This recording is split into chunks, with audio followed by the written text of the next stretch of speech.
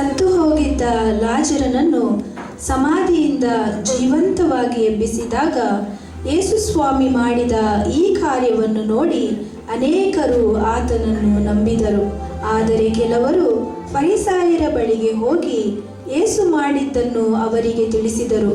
ಆಗ ಮಹಾಯಾಜಕರು ಫರಿಸಾಯರು ಹಿರೀಸಭೆಯನ್ನು ಕೂಡಿಸಿದರು. ನಾವು ಮಾಡುವುದು ಇದೇನು? ಈ ಮನುಷ್ಯನು ಬಹು ಸೂಚಕ ಕಾರ್ಯಗಳನ್ನು ಮಾಡುತ್ತಾನಲ್ಲ, ಸತ್ತವರನ್ನು ಬದುಕಿಸ್ತಾನಲ್ಲ.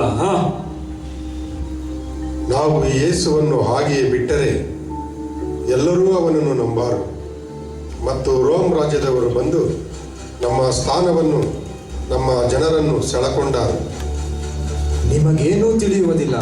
ಜನವೆಲ್ಲ ನಾಶವಾಗುವುದಕ್ಕಿಂತ ಒಬ್ಬ ಮನುಷ್ಯನು ಜನಕ್ಕೋಸ್ಕರ ಸಾಯುವುದು ನಿಮಗೆ ಹಿತವೆಂದು ನೀವು ಆಲೋಚಿಸುವುದೂ ಇಲ್ಲ. ಏನಾದರೂ ಮಾಡಿ ಆ ಯೇಸುವನ್ನು ಮರಣಕ್ಕೆ ಒಪ್ಪಿಸಬೇಕು. ಆತನು ಸಾಯಬೇಕು.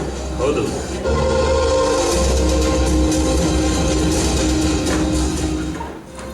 ಮಹಾಯಾಜಕನು ಆ ಮಾತನ್ನು ತನ್ನಷ್ಟಕ್ಕೆ ತಾನೇ ಹೇಳಲಿಲ್ಲ. ಆದರೆ ತಾನು ಆ ವರುಷದ ಮಹಾಯಾಜಕನಾಗಿದ್ದರಿಂದ ದೇವ ಪ್ರೇರಣೆಯಿಂದ ಮಾತಾಡಿ ಯೇಸು ಆ ಜನರಿಗೋಸ್ಕರ ಸಾಯುವುದಕ್ಕಿದ್ದಾನೆ ಎಂಬುದಾಗಿ ತಿಳಿಸಿದನು. ಪಸ್ಕ ಹಬ್ಬವು ಇನ್ನು 6 ದಿವಸ ಮುಂದೆ ಇರಲಾಗಿ ಯೇಸು ಸ್ವಾಮಿ ಮತ್ತು ಆತನ ಶಿಷ್ಯರು ಯೆರೂಸಲೇಮಿಗೆ ಸಮೀಪಿಸಿ ಎಣ್ಣೆ ಮರಗಳ ಗುಡ್ಡದ ಬಳಿಯಲ್ಲಿರುವ ಬೇತ್ಪೆಗೆಗೂ ಬೇತಾನ್ಯಕ್ಕೂ ಬಂದರು. ಪೇತ್ರ, ಯೋಹಾನ, ಇಲ್ಲಿ ಬನ್ನಿ. ಎದುರಿಗೆ ಇರುವ ಆ ಹಳ್ಳಿಗೆ ಹೋಗಿ ಕಟ್ಟಿರುವ ಒಂದು ಕತ್ತೆ ಮರಿಯನ್ನು ಬಿಚ್ಚಿ ಹಿಡುಕೊಂಡು ಬನ್ನಿರಿ. ಹಾಗೆಯೇ ಮಾಡ್ತೇವೆ ಸ್ವಾಮಿ.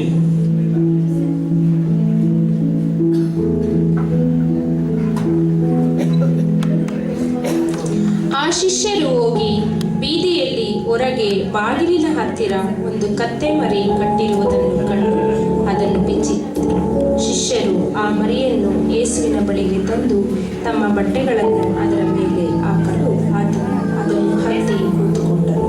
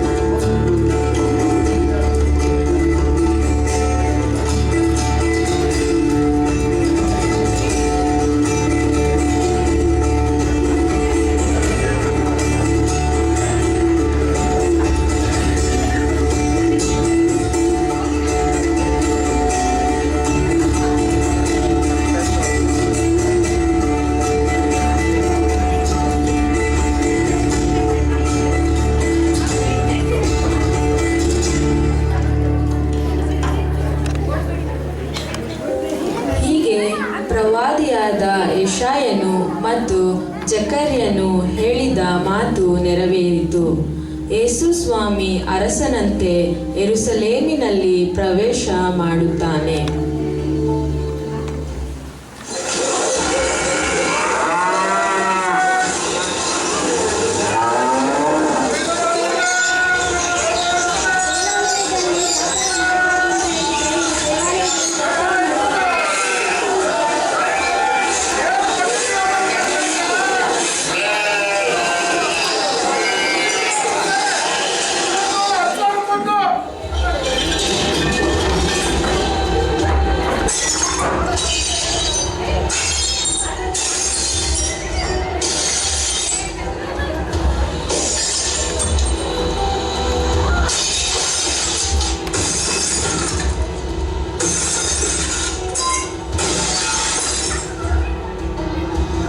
ನನ್ನ ಆಲಯವು ಎಲ್ಲ ಜನಾಂಗಗಳಿಗೂ ಪ್ರಾರ್ಥನಾಲಯವೆನಿಸಿಕೊಳ್ಳುವುದು ಎಂದು ಬರೆದದೆಯಲ್ಲ. ಆದರೆ ನೀವು ಅದನ್ನು ಕಳ್ಳರ ಗವಿ ಮಾಡಿದ್ದೀರಿ. ದಾವೀದ ಕುಮಾರನಿಗೆ ಜಯ, ದಾವೀದ ಕುಮಾರನಿಗೆ ಜಯ. ಈತನನ್ನು ಹೀಗೆಯೇ ಬಿಟ್ಟರೆ ಜನರೆಲ್ಲರೂ ಈತನನ್ನೇ ಹಿಂಬಾಲಿಸಾರು. ಈತನು ಹೀಗೆ ಮಾಡಿದರೆ ದೇವಾಲಯದಲ್ಲಿ ನಮಗೆ ಬರುವ ಆದಾಯ ನಿಂತು ಹೋದಿತ್ತು. ಈತನನ್ನು ಇವರು ಅರಸನಾಗಿ ಮಾಡಿದರೆ ನಮ್ಮ ಅಧಿಕಾರದ ಗತಿಯೇನು? ನಮ್ಮ ಮಾತನ್ನು ಯಾರು ಕೇಳಾರು? ಇವನನ್ನು ಯಾವ ಉಪಾಯ ಮಾಡಿ ಹೇಗೆ ಕೊಲ್ಲೋಣ? ಈತನನ್ನು ಹೇಗಾದರೂ ಮಾಡಿ ಮರಣಕ್ಕೆ ಒಪ್ಪಿಸಲೇಬೇಕು. ಹೌದು ಹೌದು, ಆತನನ್ನು ಕೊಲ್ಲಬೇಕು. ಒಂದು ದಿವಸ ಯೇಸು ಸ್ವಾಮಿ ಮತ್ತು ಆತನ ಶಿಷ್ಯರು ಬೆಥಾನ್ಯದ ಕುಷ್ಠರೋಗಿಯಾದ ಸೀಮೋನನ ಮನೆಯಲ್ಲಿ ಔತಣಕ್ಕೆ ಸೇರಿ ಬಂದಿದ್ದರು. ಇನ್ನು 2 ದಿವಸಗಳಾದ ಮೇಲೆ ಪಸ್ಕ ಹಬ್ಬ ಬರುತ್ತದೆ ಎಂದು ನೀವು ಬಲ್ಲಿರಿ. ಆಗ ಮನುಷ್ಯ ಕುಮಾರನನ್ನು ಶಿಲುಬೆಗೆ ಹಾಕಿಸುವುದಕ್ಕೆ ಒಪ್ಪಿಸಿಕೊಡೋಣವಾಗುವುದು.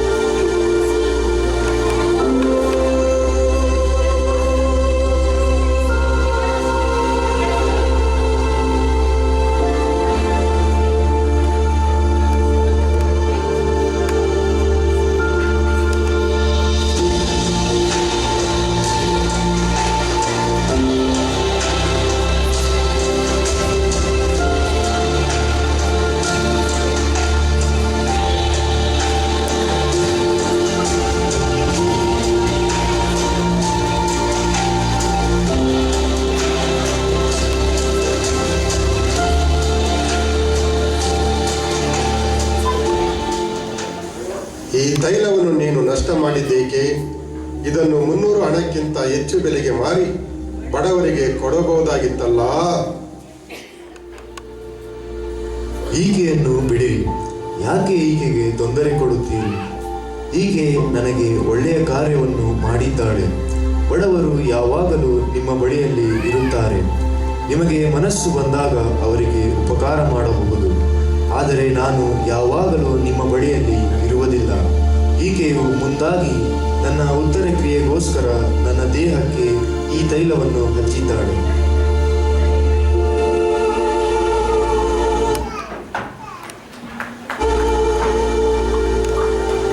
ಆಗ ಸೈತಾನನು ಯೂದನಲ್ಲಿ ಪ್ರವೇಶಿಸಿದನು.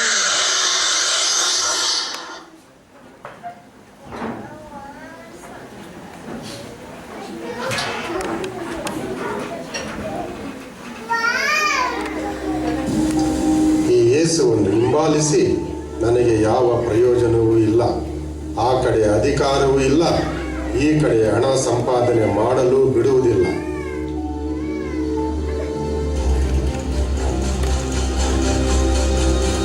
ಮಹಾಯಾಜಕರೇ, ನಾನು ಆ ಯೇಸುವನ್ನು ನಿಮಗೆ ಹಿಡಿದು ಕೊಡುತ್ತೇನೆ. ಎಂಥ ಸಂತೋಷದ ವಿಷಯ! ನೀನು ಯಾರು? ನಾನು ಆ ಯೇಸುವನ್ನು ಹಿಂಬಾಲಿಸುತ್ತಿದ್ದ ಯೂದನೆಂಬ ಆತನ ಶಿಷ್ಯನು. ಆ ಯೇಸುವನ್ನು ಹಿಡಿದುಕೊಟ್ಟರೆ ನನಗೆ ಏನು ಕೊಡುತ್ತೀರಿ? ನಿನಗೆ 30 ರೂಪಾಯಿಗಳನ್ನು ಕೊಡುತ್ತೇನೆ. ಆತನನ್ನು ಹಿಡಿದುಕೊಳ್ಳು.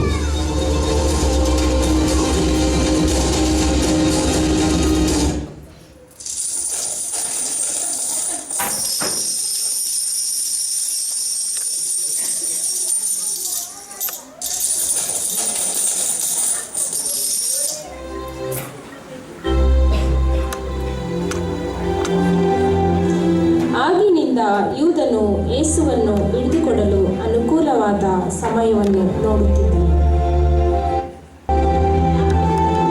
ಈಗ ಯೇಸು ಸ್ವಾಮಿಯ ಕಡೆಯ ಭೋಜನದ ದೃಶ್ಯವನ್ನು ನೋಡೋಣ.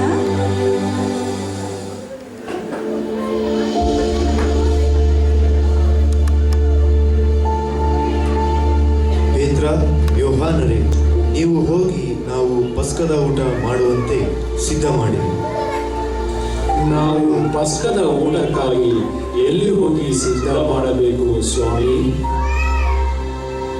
ನೀವು ಪಟ್ಟಣದೊಳಕ್ಕೆ ಹೋಗಿರಿ. ಅಲ್ಲಿ ಒಬ್ಬ ಮನುಷ್ಯನು ಕೊಡವನ್ನು ಹೊತ್ತುಕೊಂಡು ನಿಮ್ಮೆದುರಿಗೆ ಬರುವನು.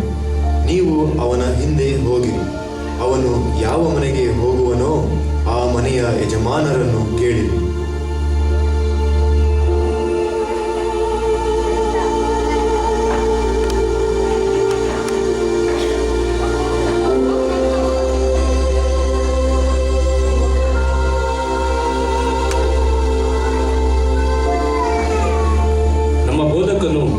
ತನ್ನ ಶಿಷ್ಯರ ಸಂಗಡ ಊಟ ಮಾಡುವುದಕ್ಕೆ ತನಗೆ ಭೋಜನ ಎಲ್ಲಿ ಎಂದು ಕೇಳುತ್ತಾನೆ. ಮೇಲಂತಸ್ತಿನ ಕೊಠಡಿಯನ್ನು ತೋರಿಸುವನು.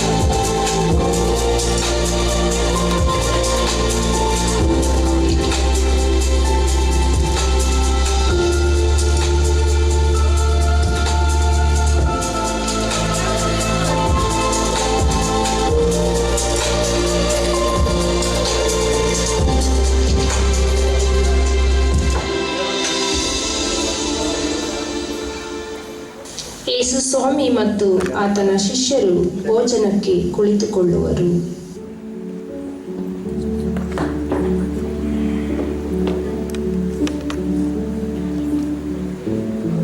ನಿಮ್ಮಲ್ಲಿ ಒಬ್ಬನು ನನ್ನನ್ನು ಹಿಡಿದುಕೊಡುವನು. ಅವನು ನನ್ನ ಸಂಗಡ ಊಟ ಮಾಡುವವನೇ ಎಂದು ನಿಮಗೆ ಸತ್ಯವಾಗಿ ಹೇಳುತ್ತೇನೆ. ಸ್ವಾಮಿ, ನಾನು ಅವನಲ್ಲವಲ್ಲ. ಸ್ವಾಮಿ, ನಿನ್ನನ್ನು ಹಿಡಿದುಕೊಳ್ಳುವವನು ನಾನಲ್ಲವಲ್ಲ. ಸ್ವಾಮಿ, ನಾನವನಲ್ಲವಲ್ಲ.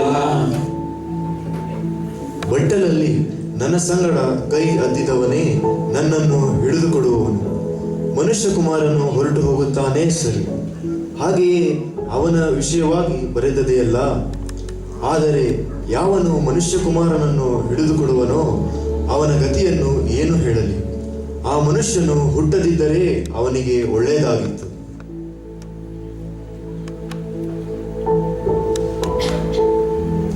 ಗುರುವೇ, ನಿನ್ನನ್ನು ಹಿಡುಕೊಡುವವನು ನಾನಲ್ಲವಲ್ಲ. ನೀನೇ ಹೇಳಿದ್ದಿ.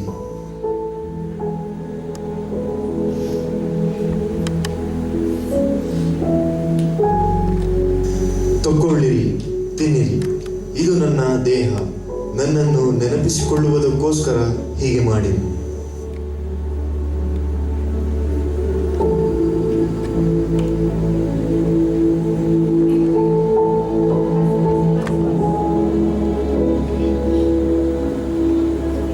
ಈ ಪಾತ್ರೆಯು ನಿಮಗೋಸ್ಕರ ಸುರಿಸಲ್ಪಡುವ ನನ್ನ ರಕ್ತದಿಂದ ಸ್ಥಾಪಿತವಾಗುವ ಹೊಸ ಒಡಂಬಡಿಕೆಯನ್ನು ಸೂಚಿಸುತ್ತದೆ.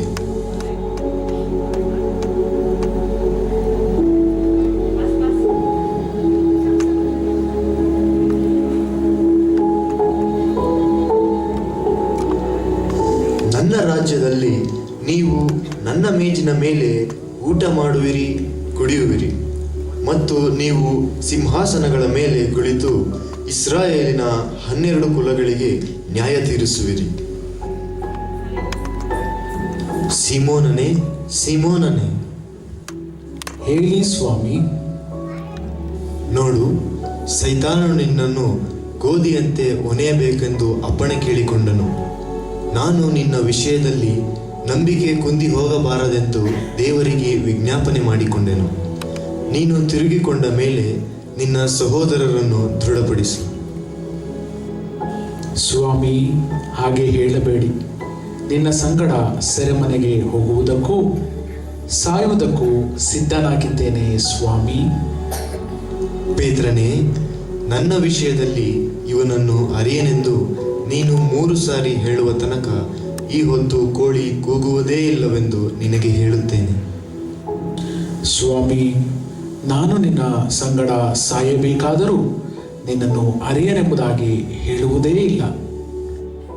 ಹೌದು ಸ್ವಾಮಿ, ಸಾಯಬೇಕಾದರೂ ನಿನ್ನನ್ನು ಅರಿಯೇನೆಂದು ನಾವು ಹೇಳುವುದೇ ಇಲ್ಲ. ಕಡೆಯ ಭೋಜನವನ್ನು ಮುಗಿಸಿದ ನಂತರ ಯೇಸು ಸ್ವಾಮಿ ಮತ್ತು ಆತನ ಶಿಷ್ಯರು ಗೆತ್ಸೇಮನೆ ತೋಟಕ್ಕೆ ಬರುತ್ತಾರೆ.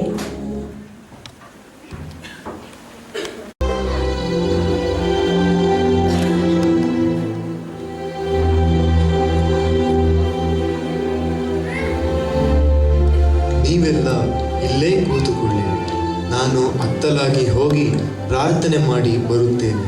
ಪೇತ್ರ, ಯಾಕೋಬ, ಯೋಹಾನ, ನೀವು ನನ್ನೊಂದಿಗೆ ಬನ್ನಿರಿ.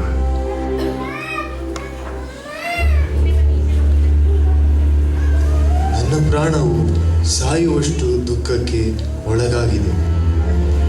ನೀವು ಇಲ್ಲೇ ನನ್ನ ಸಂಗಡ ಎಚ್ಚರವಾಗಿರಿ.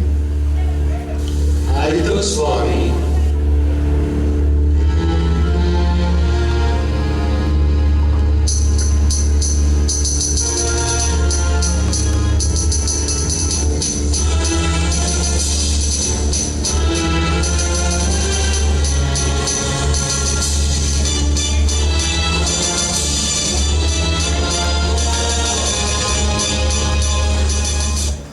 ನನ್ನ ತಂದೆಯೇ, ಸಾಧ್ಯವಾಗಿದ್ದರೆ ಈ ಪಾತ್ರೆಯು ನನ್ನನ್ನು ಬಿಟ್ಟು ಹೋಗಲಿ. ಹೇಗೋ ನನ್ನ ಚಿತ್ತದಂತಾಗದೆ ನಿನ್ನ ಚಿತ್ತದಂತೆಯೇ ಆಗಲಿ. ಹೀಗೋ ಒಂದು ಗಳಿಗೆಯಾದರೂ ನನ್ನ ಸಂಗಡ ಎಚ್ಚರವಾಗಿರಲಾರಿರಾ? ಶೋಧನೆಗೆ ಒಳಗಾಗದಂತೆ ಎಚ್ಚರವಾಗಿದ್ದು ಪ್ರಾರ್ಥಿಸಿರಿ.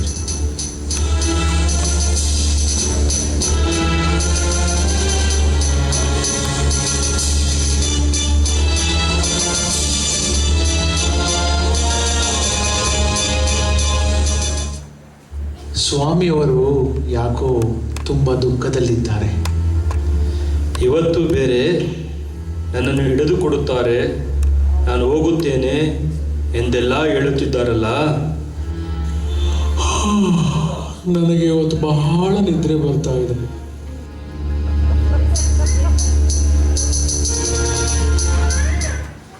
ನನ್ನ ತಂದೆಯೇ, ನಾನು ಕುಡಿದ ಹೊರತು ಈ ಪಾತ್ರೆ ಬಿಟ್ಟು ಹೋಗಕೂಡದಾಗಿದ್ದರೆ ನಿನ್ನ ಚಿತ್ತವೇ ಆಗಲಿ.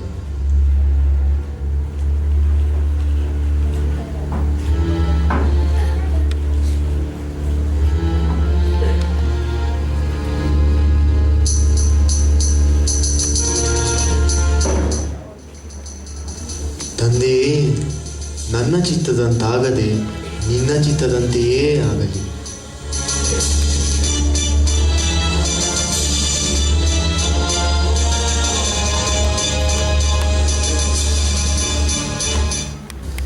ನೀವು ಇನ್ನೂ ನಿದ್ರೆ ಮಾಡಿ ದಣಿವಾರಿಸಿಕೊಳ್ಳಿರಿ. ಇಗೋ, ಗಳಿಗೆ ಸಮೀಪಿಸಿತು. ಈಗ ಮನುಷ್ಯ ಕುಮಾರನು ದುರ್ಜನರ ಕೈಗೆ ಒಪ್ಪಿಸಲ್ಪಡುತ್ತಾನೆ. ಹೇಳಿರಿ, ಹೋಗೋಣ.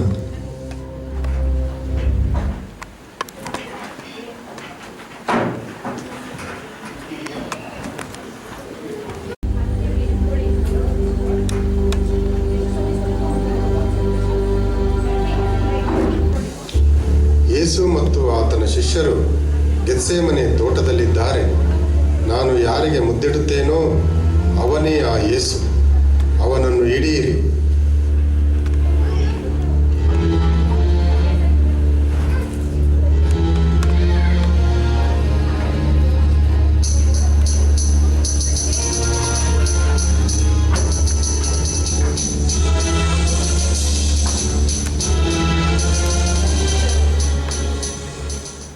ನನ್ನನ್ನು ಹಿಡುಕೊಡುವವನು ಹತ್ತಿರಕ್ಕೆ ಬಂದಿದ್ದಾನೆ, ನೋಡಿ.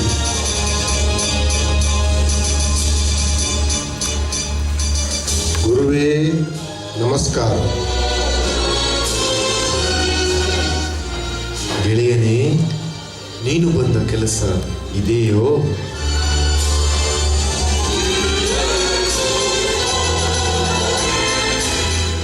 ಪೇತ್ರನೇ, ನಿನ್ನ ಕತ್ತಿಯನ್ನು ಹೊರೆಯಲ್ಲಿ ಹಾಕು. ಕತ್ತಿಯನ್ನು ಹಿಡಿದವನು ಕತ್ತಿಯಿಂದಲೇ ಸಾಯುವನು.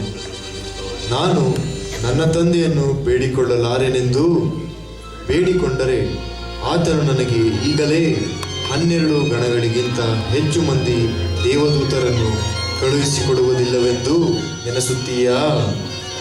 ಹಾಗೆ ಕಳುಹಿಸಿಕೊಟ್ಟರೆ ನನಗೆ ಇಂತಿಂಥದ್ದು ಆಗಬೇಕೆಂಬುವ ಶಾಸ್ತ್ರದ ಮಾತು ನೆರವೇರುವುದು ಹೇಗೆ?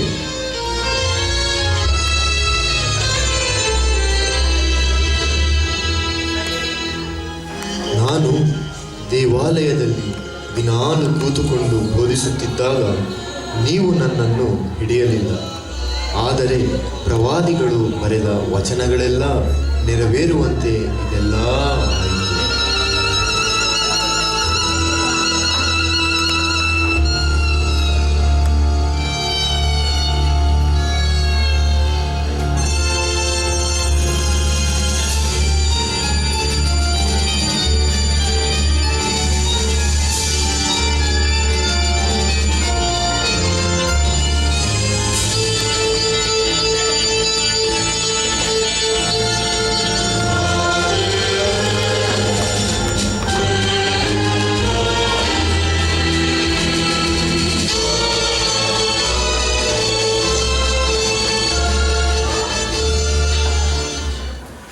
ಯೇಸುವನ್ನು ಹಿಡಿದವರು ಆತನನ್ನು ಮಹಾಯಾಜಕನಾದ ಕಾಯಫನ ಬಳಿಗೆ ತೆಗೆದುಕೊಂಡು ಹೋದರು. ಅಲ್ಲಿ ಶಾಸ್ತ್ರಿಗಳು ಹಿರಿಯರು ಕೂಡಿ ಬಂದಿದ್ದರು.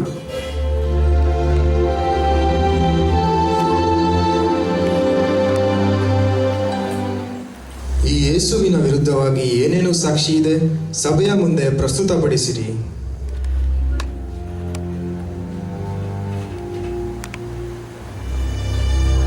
ಇವನು ತಾನು ದೇವರ ಮಗನೆಂದು ಹೇಳಿಕೊಳ್ಳುತ್ತಾನೆ.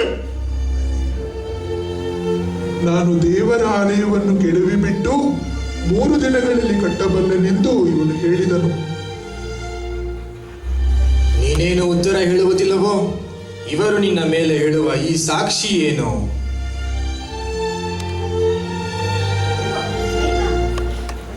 ನಿನಗೆ ಜೀವ ಸ್ವರೂಪನಾದ ದೇವರ ಆಣೆಯನ್ನು ಇಡುತ್ತೇನೆ. ನೀನು ದೇವಕುಮಾರನಾದ ಕ್ರಿಸ್ತನು ಹೌದೋ ಅಲ್ಲವೋ ಎಂಬುದನ್ನು ನಮಗೆ ಹೇಳಬೇಕು. ನೀನೇ ಹೇಳಿದ್ದಿ.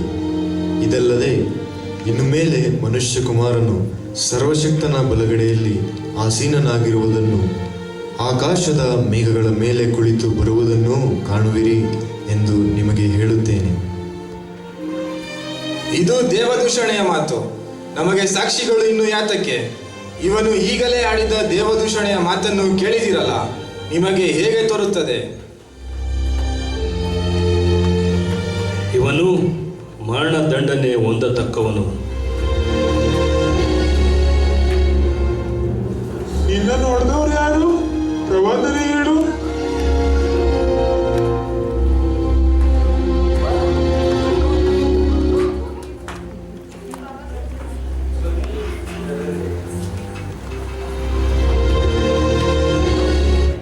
ಗಲಿಲಾಯದ ಯೇಸುವಿನ ಕೂಡ ಇದ್ದವನಲ್ಲವೇ? ನಾನು ಆತನೊಂದಿಗ. ನೀನೇನು ಹೇಳ್ತೀಯ? ನನಗೆ ಗೊತ್ತಿಲ್ಲ.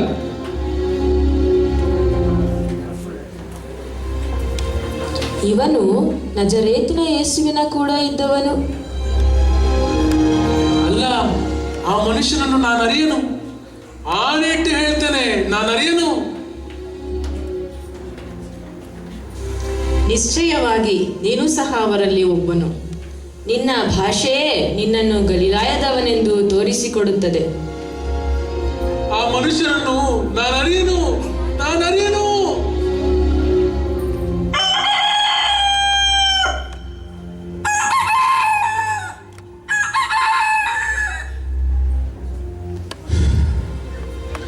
ಅಯ್ಯೋ, ನಾನೆಂತ ಪಾಪಿ, ನಾನೆಂತ ದ್ರೋಹಿ. ಸ್ವಾಮಿಯನ್ನು ಅರಿಯನೆಂದು ಹೇಳಿಬಿಟ್ಟನಲ್ಲ.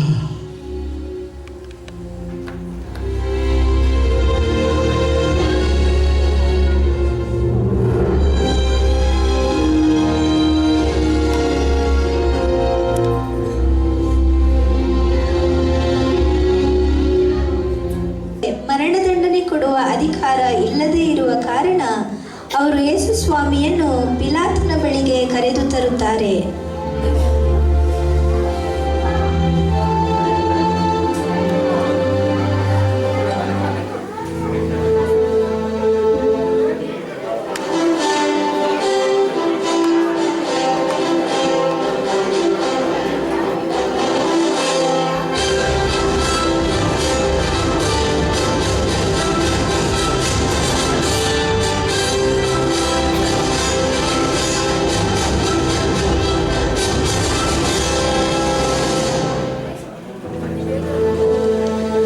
ಮನುಷ್ಯನ ಮೇಲೆ ಏನು ದೂರು ತರುತ್ತೀರಿ? ಈತನು ತನ್ನನ್ನು ಯೆಹೂದ್ಯರ ಅರಸನೆಂದು ಹೇಳುತ್ತಿದ್ದಾನೆ, ತಾನು ದೇವರ ಮಗನೆಂದು ಹೇಳುತ್ತಿದ್ದಾನೆ. ಇವನು ದುಷ್ಕರ್ಮಿ ಇಲ್ಲದಿದ್ದರೆ ನಾವು ಇವನನ್ನು ನಿನಗೆ ಒಪ್ಪಿಸಿ ಕೊಡುತ್ತಿರಲಿಲ್ಲ. ನೀವೇ ಅವನನ್ನು ತಕ್ಕೊಂಡು ಹೋಗಿ ನಿಮ್ಮ ಧರ್ಮಶಾಸ್ತ್ರದ ಪ್ರಕಾರ ಅವನಿಗೆ ತೀರ್ಪು ಮಾಡಿರಿ. ಮರಣದಂಡನೆ ನೀಡುವ ಅಧಿಕಾರವು ನಮಗಿಲ್ಲ. ನೀನು ಯೆಹೂದ್ಯರ ಅರಸನೋ? ಹೌದೋ? ನಿನ್ನಷ್ಟಕ್ಕೆ ನೀನೇ ಇದನ್ನು ಹೇಳುತ್ತೀಯೋ? ಮತ್ತೊಬ್ಬರು ನನ್ನ ವಿಷಯದಲ್ಲಿ ನಿನಗೆ ಹೇಳಿದ್ದಾರೋ? ನಾನೇನು ಯೆಹೂದ್ಯನೇ? ನಿನ್ನ ಸ್ವಂತ ಜನವು ಮಹಾಯಾಜಕರು ನಿನ್ನನ್ನು ನನಗೆ ಒಪ್ಪಿಸಿದ್ದಾರೆ. ನೀನು ಏನು ಮಾಡಿದ್ದೀ? ನನ್ನ ರಾಜ್ಯವು ಈ ಲೋಕದ್ದಲ್ಲ. ನನ್ನ ರಾಜ್ಯವು ಈ ಲೋಕದ್ದಾಗಿದ್ದರೆ ನಾನು ಯೆಹೂದ್ಯರ ಕೈಯಲ್ಲಿ ಬೀಳದಂತೆ ನನ್ನ ಪರಿವಾರದವರು ಕಾದಾಡುತ್ತಿದ್ದರು. ಆದರೆ ನನ್ನ ರಾಜ್ಯವು ಇಲ್ಲಿಯದಲ್ಲ. ಹಾಗಾದರೆ ನೀನು ಅರಸನು ಹೌದಲ್ಲವೇ? ನನ್ನನ್ನು ಅರಸನೆಂದು ನೀನೇ ಹೇಳಿದ್ದಿ. ನಾನು ಸತ್ಯದ ವಿಷಯವಾಗಿ ಸಾಕ್ಷಿ ಹೇಳುವುದಕ್ಕೋಸ್ಕರ ಹುಟ್ಟಿದವನು. ಅದಕ್ಕೋಸ್ಕರವೇ ಈ ಲೋಕಕ್ಕೆ ಬಂದಿದ್ದೇನೆ. ಸತ್ಯಪರರೆಲ್ಲರೂ ನನ್ನ ಮಾತಿಗೆ ಕಿವಿಗೊಡುತ್ತಾರೆ. ಸತ್ಯವೆಂದರೇನು?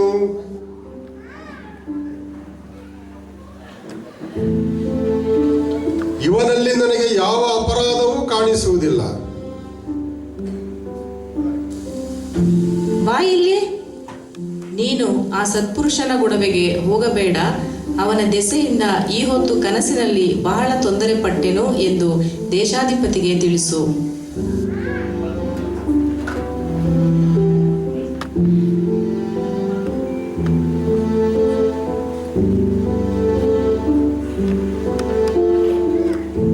ಗಲಿಲಾಯದಲ್ಲಿ ಪ್ರಾರಂಭ ಮಾಡಿ ಇಲ್ಲಿಯವರೆಗೂ ಯೂದಾಯ ಸೀಮೆಯಲ್ಲೆಲ್ಲ ಇವನು ಬೋಧನೆ ಮಾಡುತ್ತಾ ಜನರ ಮನಸ್ಸನ್ನು ಕದಲಿಸುತ್ತಾನೆ.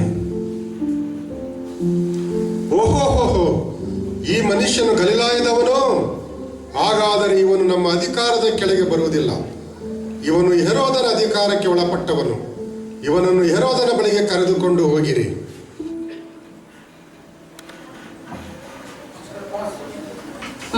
ಮುಖ್ಯಯಾಜಕರು ಶಾಸ್ತ್ರಿಗಳು ಯೇಸು ಸ್ವಾಮಿಯನ್ನು ಹೆರೋದನ ಬಳಿಗೆ ತೆಗೆದುಕೊಂಡು ಹೋದರು.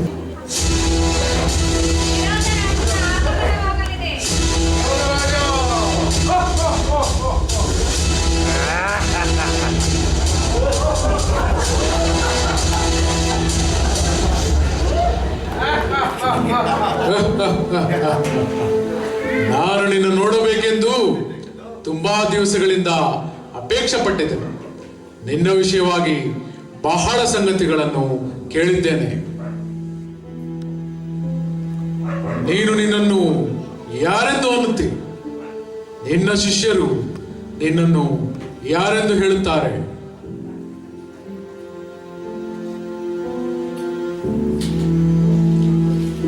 ಈಗ ನನಗೋಸ್ಕರ ಒಂದು ಸೂಚಕ ಕಾರ್ಯವನ್ನು ಮಾಡುತ್ತೀಯಾ?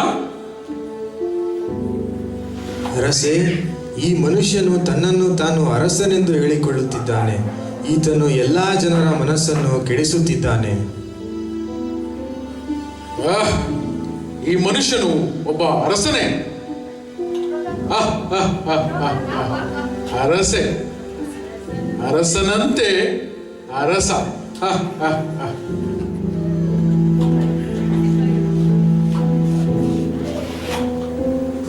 ಅರಸೇ, ನಮಸ್ಕಾರ.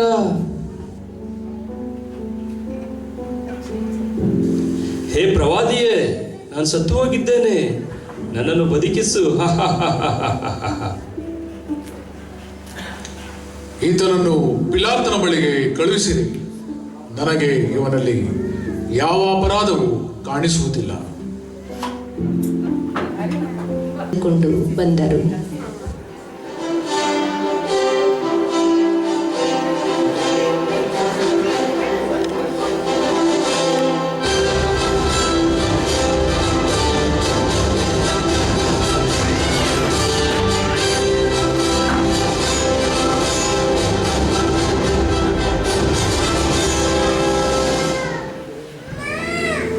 ಈ ಮನುಷ್ಯನು ಪ್ರಜೆಗಳನ್ನು ತಿರುಗಿ ಬೀಳುವಂತೆ ಮಾಡುವವನು ಎಂದು ಇವನನ್ನು ನನ್ನ ಬಳಿಗೆ ತಂದಿರಲ್ಲ. ಆದರೆ ಎಷ್ಟೇ ವಿಚಾರಣೆ ಮಾಡಿದರೂ ನನಗೆ ಇವನಲ್ಲಿ ಒಂದು ಅಪರಾಧವೂ ಕಾಣಿಸಲಿಲ್ಲ. ಹೆರೋದನಿಗಾದರೂ ಯಾವ ಅಪರಾಧವೂ ಕಾಣಿಸಲಿಲ್ಲ. ಆತನು ಇವನನ್ನು ತಿರುಗಿ ನನ್ನ ಬಳಿಗೆ ಕಳಿಸಿದ್ದಾನಲ್ಲ, ಇವನನ್ನು ಕೊರಡೆಗಳಿಂದ ಹೊಡೆಸಿ ಬಿಟ್ಟು ಬಿಡುತ್ತೇನೆ.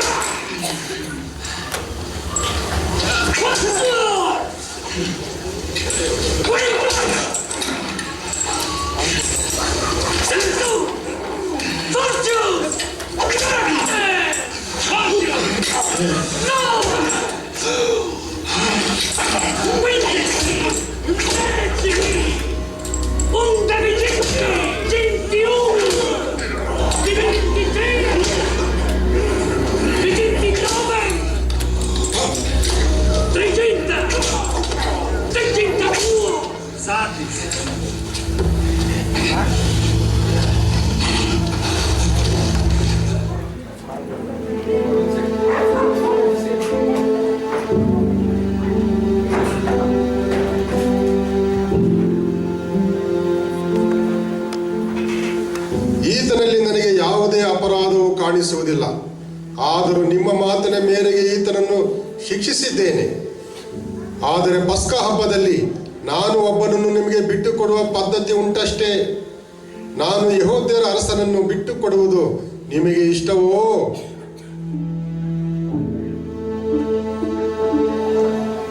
ಬರಬ್ಬನನ್ನು ಬಿಟ್ಟುಕೊಡಲು ಕೇಳಿಕೊಳ್ಳಿರಿ, ಯೇಸುವನ್ನು ಶಿಲುಬೆಗೆ ಹಾಕಿಸು ಎಂದು ಹೇಳಿರಿ.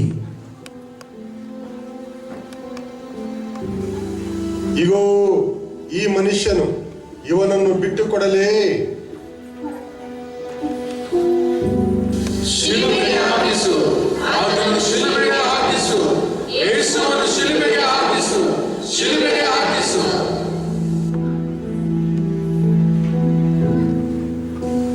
ಬೇಕಾದರೆ ನೀವೇ ಅವನನ್ನು ತಕ್ಕೊಂಡು ಹೋಗಿ ಶಿಲುಬೆಗೆ ಹಾಕಿಸಿರಿ.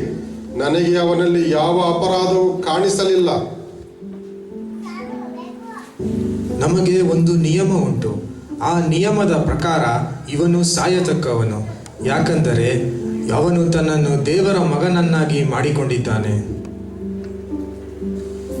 ನೀನು ಎಲ್ಲಿಂದ ಬಂದವನು?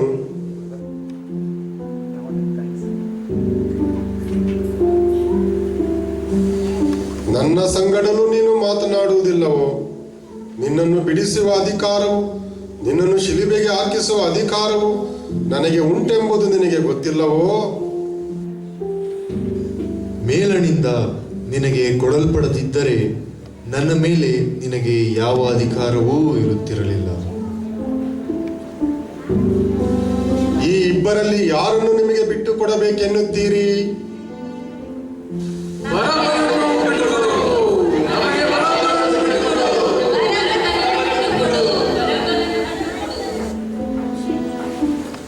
ಹಾಗಾದರೆ ಕ್ರಿಸ್ತನೆನಿಸಿಕೊಳ್ಳುವ ಯೇಸುವನ್ನು ನಾನೇನು ಮಾಡಲಿ?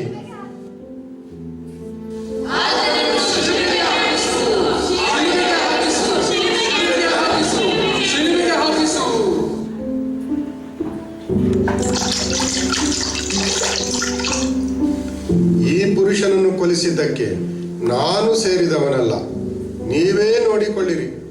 ಈತನನ್ನು ಶಿಲುಬೆಗೆ ಹಾಕಿಸುವುದಕ್ಕೆ ನಿಮ್ಮ ವಶಕ್ಕೆ ಒಪ್ಪಿಸಿಕೊಡುತ್ತೇನೆ. ನಜರೇತಿನ ಯೇಸು ಯೆಹೂದ್ಯರ ಅರಸನು ಎಂಬುದಾಗಿ ಈತನು ಮಾಡಿದ ಅಪರಾಧವನ್ನು ಬರೆಯಿರಿ.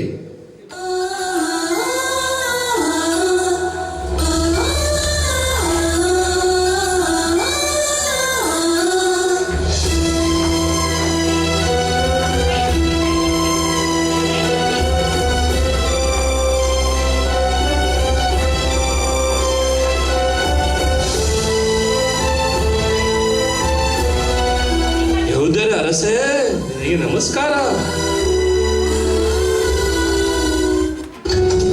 ಸುರಿಯಲು ಗೋಲಿಗೊತ್ತಲಿ ಗಾಯಗಳಾನಿ ಹೊತ್ತುಕೊಂಡೆ. ಸುರಿಯಲು ಗೋಲಿಗೊತ್ತಲಿ ಗಾಯಗಳಾನಿ ಹೊತ್ತುಕೊಂಡೆ. ಸರ್ವಶಕ್ತನನ್ನ ಬಿಡಿಸಲು ಬಾಧೆಗಳೆಲ್ಲ ಸಹಿಸಿಕೊಂಡೆ. ಸರ್ವಶಕ್ತನನ್ನ ಬಿಡಿಸಲು ಬಾಧೆಗಳೆಲ್ಲ ಸಹಿಸಿಕೊಂಡೆ. ಶಿಲುಬೆ ಹಾದಿಯ ನೆನೆಸಲು ನನ್ನ ಹೃದಯ ಕರಗುತ್ತಯ್ಯ. ಶಿಲುಬೆ ಹಾದಿಯ ನೆನೆಸಲು ನನ್ನ ಹೃದಯ ಕರಗುತ್ತಯ್ಯ. ನಿತ್ಯಾಗವ ಎಂದು ನೆನೆಸಲು ಕಣ್ಣೀರು ಕಣ್ಗಳ ತುಂಬುತ್ತಯ್ಯ. ಘೋರ ಬಿಸಿಲಿನಲ್ಲಿ ಕ್ರೂರ ಜನರ ಮಧ್ಯೆ, ಘೋರ ಬಿಸಿಲಿನಲ್ಲಿ ಕ್ರೂರ ಜನರ ಮಧ್ಯೆ ರಕ್ತ ಸುರಿಸುತ್ತ ಸಾಗುತ್ತಾರೆ. ಗೊಲ್ಗತ್ತಾ ಗುಡ್ಡದಲ್ಲಿ ಸಾಗುತ್ತಿರುವ ಇವರ್ಯಾರು? ಗೊಲ್ಗತ್ತಾ ಗುಡ್ಡದಲ್ಲಿ ಸಾಗುತ್ತಿರುವ ಇವರ್ಯಾರು?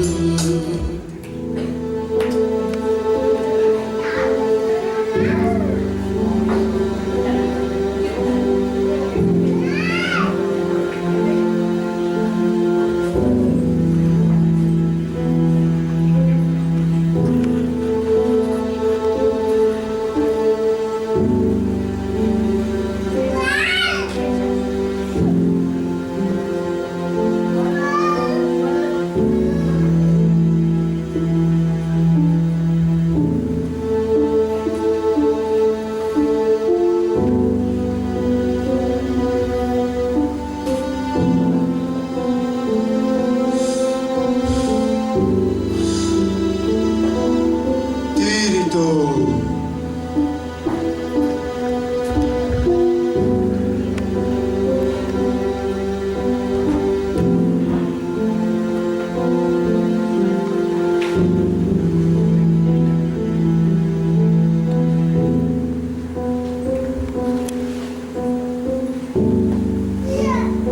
ಈ ಸಮಯದಲ್ಲಿ ಯೇಸು ಸ್ವಾಮಿಯನ್ನ ಯಾವ ಸಿಪಾಯಿಗಳು ಶಿಲುಬೆಗೆ ಹಾಕಿದರೋ ಅಲ್ಲಿ ಆದಂಥ ಭೂಕಂಪ ಮತ್ತು ಅಲ್ಲಿ ನಡೆದಂಥ ಎಲ್ಲ ಘಟನೆಗಳನ್ನು ನೋಡಿ ಅವರು ಕೂಡ ಮನ ಪರಿವರ್ತನೆಯಾಗಿ ಈತನು ದೇವಕುಮಾರನೇ ಹೌದು ಎಂಬುದಾಗಿ ನಂಬಿ ಆತನ ಮುಂದೆ ಅವರು ಕೂಡ ಅಡ್ಡ ಬೀಳುತ್ತಾರೆ. ಅವರು ಕೂಡ ಯೇಸು ಸ್ವಾಮಿಯನ್ನ ರಕ್ಷಕನಾಗಿ ಕಂಡುಕೊಳ್ಳುತ್ತಾರೆ. ಈ ರೀತಿಯಾಗಿ ಯೇಸು ಸ್ವಾಮಿ ಈ ಲೋಕಕ್ಕೆ ಜನಿಸಿ ಬಂದಂಥ ಉದ್ದೇಶ ಇದಾಗಿತ್ತು. ಹೀಗೆ ನಮಗೋಸ್ಕರ ಈ ಲೋಕದಲ್ಲಿ ಜನಿಸಿ ನಮಗೋಸ್ಕರ ಸತ್ತು ಪುನರುತ್ಥಾನವಾಗಿ ಮೃತ್ಯುಂಜಯನಾಗಿ ಎದ್ದಂಥ ಯೇಸು ಸ್ವಾಮಿಯನ್ನ ನಾವು ಸ್ಮರಿಸುತ್ತಾ ಆತನನ್ನು ಸ್ತುತಿಸುತ್ತಾ ಕೊಂಡಾಡುತ್ತಾ ಆತನ ಮಾರ್ಗದಲ್ಲಿ ನಡೆಯಲಿಕ್ಕಾಗುವ ಹಾಗೆ ಆತನ ಕೃಪೆಗಾಗಿ ನಾವು ಆತನಲ್ಲಿ ಪ್ರಾರ್ಥಿಸೋಣ. ದೇವರು ನಿಮ್ಮೆಲ್ಲರನ್ನು ಆಶೀರ್ವದಿಸಲಿ. ಆಮೇಲೆ